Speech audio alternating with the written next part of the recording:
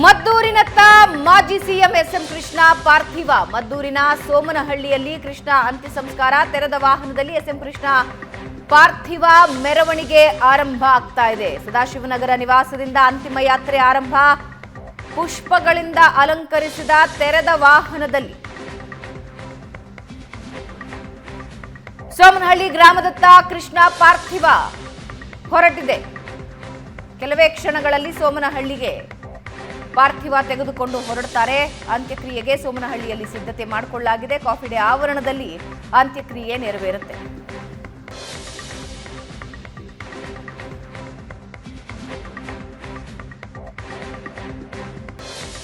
ಮಾಜಿ CM S M Krishna ಅವರು ವಿಧಿವಶರಾಗಿದ್ದಾರೆ. ಅವರ ಅಂತ್ಯಕ್ರಿಯೆ ಅವರ ಹುಟ್ಟೂರಾದ ಮದ್ದೂರಿನ ಸೋಮನಹಳ್ಳಿಯಲ್ಲಿ ನಡೆಯಲಿದೆ. ಆ ಕಾರಣಕ್ಕಾಗಿ ಜಿಲ್ಲಾಡಳಿತ ವತಿಯಿಂದ ಎಲ್ಲ ರೀತಿಯ ಸಕಲ ಸಿದ್ಧತೆಗಳು ಕೂಡ ಈಗ ಸೋಮನಹಳ್ಳಿಯಲ್ಲಿ ಆಗ್ತಾ ಇರ್ತಕ್ಕಂಥದ್ದು.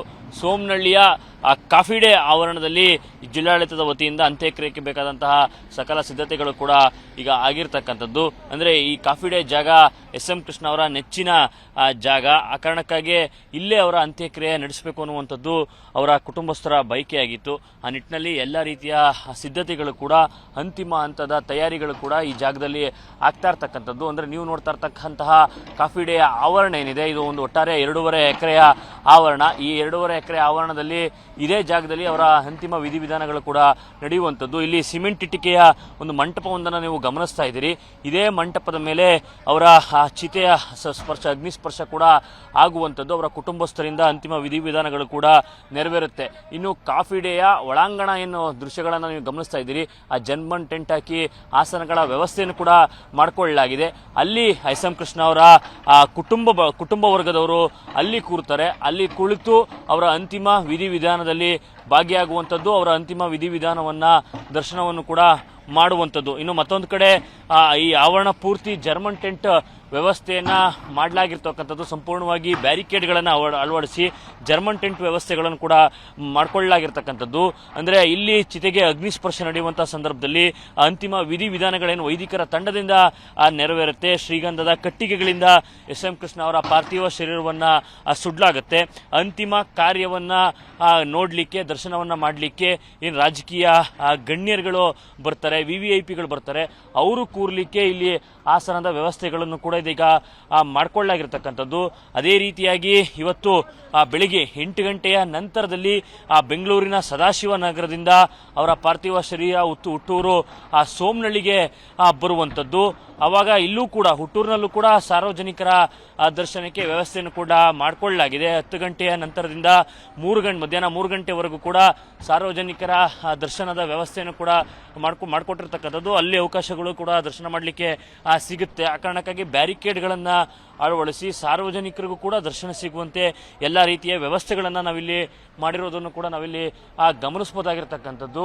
ಅಂದರೆ ಏನು ಈ ಜಾಗ ಏನು ಗಮನಿಸ್ತಾ ಇದ್ದೀರಿ, ಈ ಜಾಗದಲ್ಲಿ ಎಸ್ಎಂ ಕೃಷ್ಣ ಅವರ ಪಾರ್ಥಿವ ಶರೀರವನ್ನು 10 ಗಂಟೆಯ ನಂತರದಲ್ಲಿ ಇಡಲಾಗುತ್ತೆ. 10 ಗಂಟೆಯಿಂದ ಮಧ್ಯಾಹ್ನ 3 ಗಂಟೆವರೆಗೂ ಕೂಡ ಸಾರ್ವಜನಿಕರ ಅಂತಿಮ ದರ್ಶನಕ್ಕೆ ವ್ಯವಸ್ಥೆಯನ್ನು ಕೂಡ ಮಾಡಿಕೊಟ್ಟಿರ್ತಕ್ಕಂಥದ್ದು. ಅಂದರೆ ಎದುರುಗಡೆಯ ಬ್ಯಾರಿಕೇಡ್ಗಳನ್ನು ನೀವು ಗಮನಿಸ್ತಾ ಇದ್ದೀರಿ. ಅಂದರೆ ಈ ಭಾಗದಲ್ಲಿ ಸಾರ್ವಜನಿಕರು ಬರ್ತಾರೆ. ಎಸ್ಎಂ ಕೃಷ್ಣ ಈ ಭಾಗದಲ್ಲಿ ಸಾಕಷ್ಟು ಪ್ರಖ್ಯಾತನ ಗಳಿಸಿದಂತಹ ಒಂದು ಪ್ರಭಾವಿ ನಾಯಕ. ಸಾಕಷ್ಟು ಹುದ್ದೆಗಳನ್ನು ಅಲಂಕರಿಸಿದ್ರು.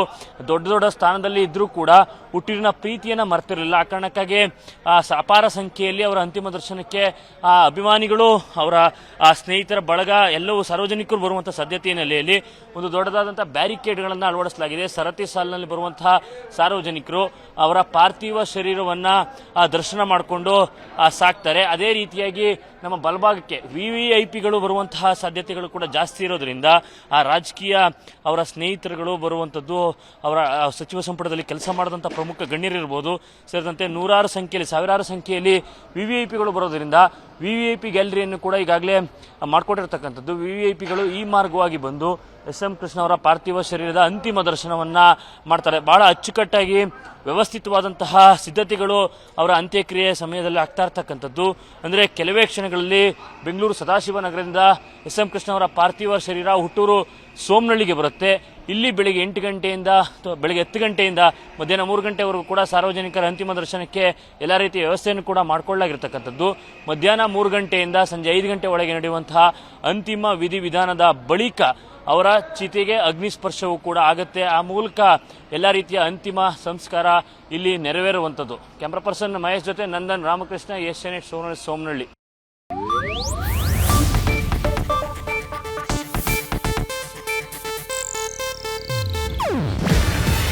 ಇದು ಏಷ್ಯಾನೆಟ್ ನ್ಯೂಸ್ ನೆಟ್ವರ್ಕ್ ಪ್ರಸ್ತುತಿ.